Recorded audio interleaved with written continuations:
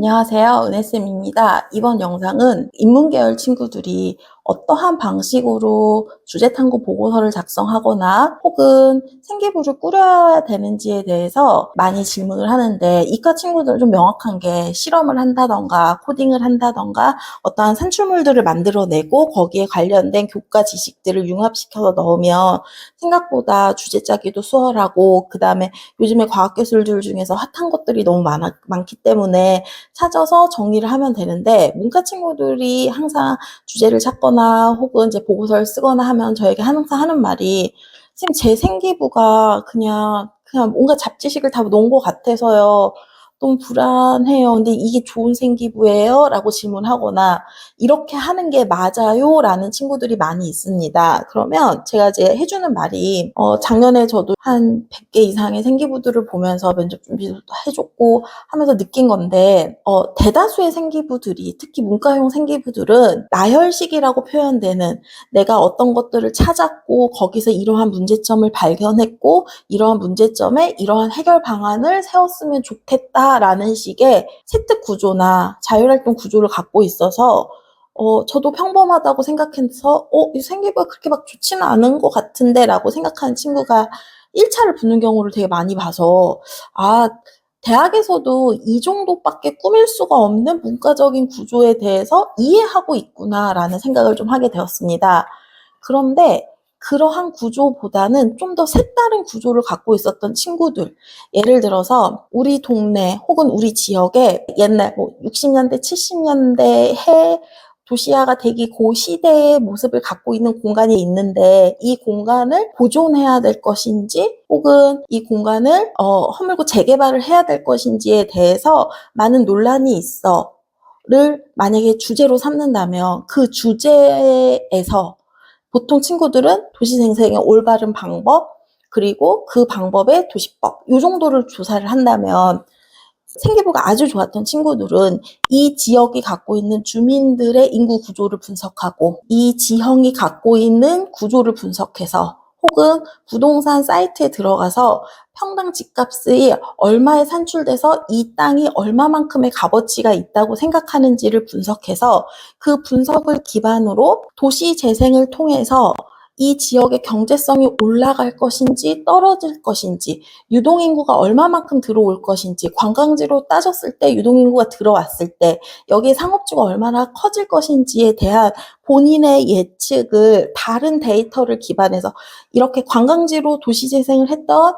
그 도시에 있는 데이터를 기반해서 유추해서 정리하는 내용들을 쓰고, 그래서 관광지로의 도시 개발이 지금에 있는 시세보다는 훨씬 더 경제성이 올라갈 것이다라는 가정하에 이 도시의 재생을 문화단지로 만들어서 재생하는 방법을 어떠한 과정을 거쳐서 도시법을 적용해서 해야 되는지에 대해서 정리된 논문을 분석해서 이것을 벤치마킹 할 수 있는 방법을 연구하는, 이것을 하나의 트랙으로 연구했던 친구들이 있어서, 와, 정말 힘들었겠다, 혹은 정말 잘 썼는데 라고 하는 애들이 1점 후반대에도 서울대를 붙거나 혹은 연대를 붙거나 고대 계열적 합성으로 붙는 다수의 사례들이 있었습니다. 이런 식으로 어떠한 자기가 생각하고 있었던 문제점, 사회적 문제점을 데이터를 확인해서 근거로 잡고,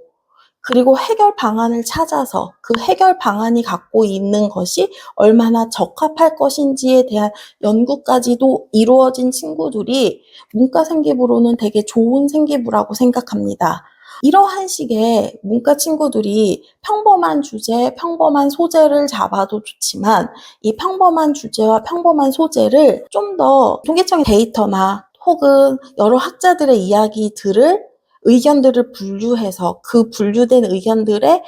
반박에 대한 이야기들을 정리해 나가는 식으로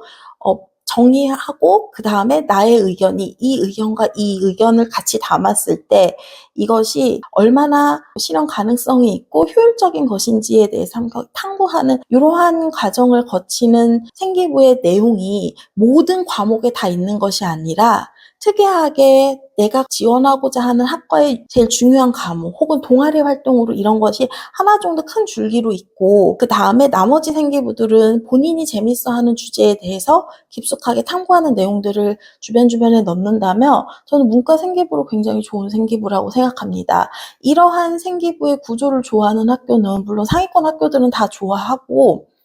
이러한 생기부들의 구조를 갖고 있는 친구들은 제가 봐도 한양대도 붙었고 낮은 성적임에도 불구하고 근데 제가 생각한 낮은 성적이 2점 초반 2.1, 2.0까지는 됐었고 그 이하의 친구들은 그렇게 많이 붙지는 않았던 걸로 기억합니다. 그래서 이런 식으로 어떠한 하나의 이야기만이라도 양적 연구 혹은 가설을 세우고 양적 연구들을 정밀하게 해나가는 방법이 저는 좋을 것이라고 생각하고 두 번째로 현재 논란이 되고 있거나 쟁점이 되고 있는 사안에 대해서 그것을 그냥 소개하는 수준이 아니라 이것은 어떠한 학자들의 의견에 의해서 이렇게 반박이 됐었는데 그게 이 쟁점에 부합이 돼. 라는 식의 학자들의 의견을 근거하여 이 쟁점에 붙이는 방식의 근거로 잡아서 이때 이렇게 뭐 생활과 윤리에서 배웠던 이 개념이 활용돼. 이런 식으로 교과 내용이랑 접붙이는 방식으로 생기부를 작성한다면 굉장히 좋은 생기부가 되고 그러한 생기부 안에서 본인의 가치관들이나 본인이 생각하고자 하는 일들을 좀씩 정리해 나가면 굉장히 풍성하고 좋은 생기부가 될 것이라고 생각합니다. 문과 친구들이 주제 잡는 게 어렵다고 하는데 전 주제를 잡는 것보다 그 탐구 과정 혹은 본인이 생각한 그 의견에 어떠한 근거를 대서 어떻게 재미있게 효과적으로 아니면 창의적이게 설명할 것인지를 먼저 찾아보는 게 훨씬 더 중요하다고 생각하고 주제를 찾느냐고 친구들이 시간이 진짜 많이 걸리는데 주제는 평범하나 그 탐구 과정이 창의적이면 그게 훨씬 더 효과적이고 어머 얘는 이 평범한 소재를 갖고 이렇게 재미있게 해석해냈네 라는 생각을 할 수 있으니 그러한 것들을 많이 이제 했으면 좋겠고 그 다음에 이제 저는 이제 사회학자들이 생각하는 이야기들을 유튜브를 통해서 토론 프로그램이나 혹은 김지훈의 지식 플레이 같은 세계 국제 관계에 대한 이야기들 같은 것들이나 또 뭐 제가 제일 잘 보는 프로그램 TV 같은 거에 보면 학자들이 나와서 현재 이러한 상황의 문제들이 있는데 이건 지금 이렇게 해결이 되고 있어요. 하는 이슈들을 되게 많이 소개해 주는데 그런 것들을 기준으로 거기서 나오는 키워드나 주제를 논문이나 혹은 이렇게 영상 콘텐츠를 활용하는 방법도 굉장히 좋은 방법이라고 생각합니다. 이런 식의 내용들을 찾아서 정리해서 생기부들을 채워나가면 내 생기부가 그래도 굉장히 괜찮은 생기부다라고 느껴질 수 있을 거라 생각합니다.